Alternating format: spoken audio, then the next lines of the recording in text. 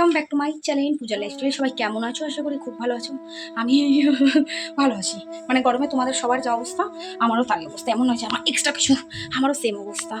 তো আজ সকালে ব্লগ নিয়েছি, কিন্তু ব্লগটা এডিট করার মতন বিশ্বাস করো একটুও টাইম নেই, একটুও না। তো ব্লগটা কালকে দেবো। বাকি সারাদিনের ব্লগটাও নেই, কী রান্নাবাড়ি করছি, কী খাওয়া দাওয়া হচ্ছে নববর্ষ উপলক্ষে।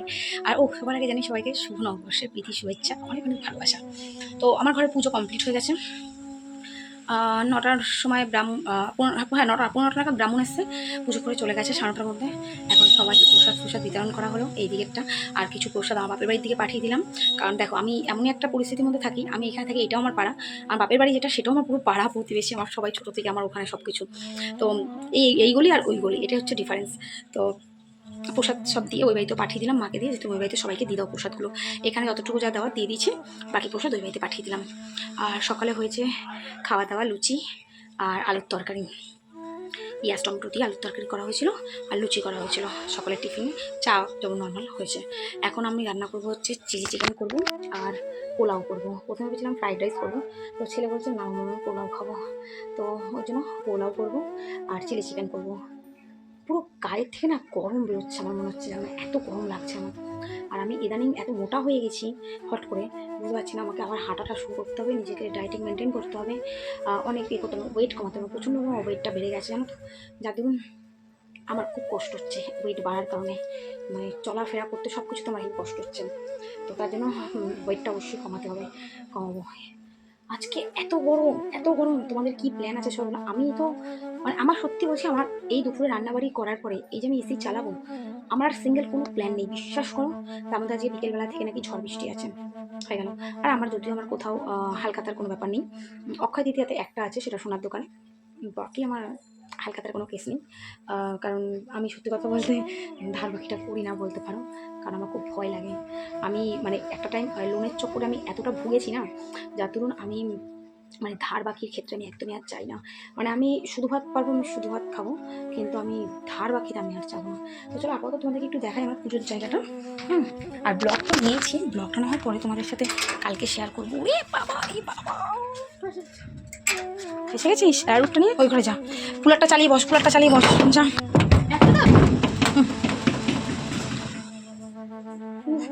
বাবা তো এই দেখো, এখানে পুজো আমার হয়ে গেছে, সব গুছিয়ে গাছিয়ে নেওয়া হলো।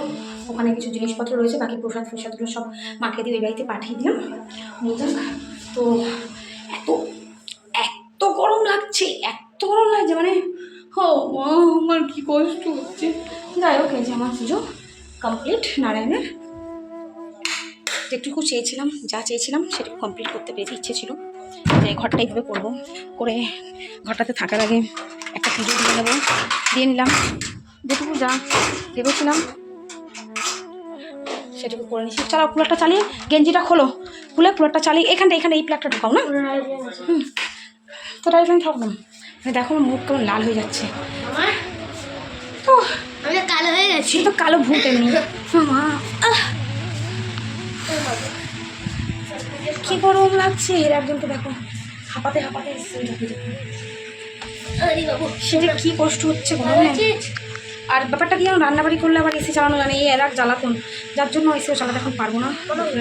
মনে ওই বাড়িতে গেল, প্রসাদটা নিয়ে সবাইকে প্রসাদগুলো দিয়ে দিক, ঠিক আছে? সবাইকে প্রসাদগুলো দিয়ে দিই। আমি এখানে চিলি চিকেনটা বানাতে থাকি। তো চলো আপাতত রান্নাবাড়িটা করি আমি।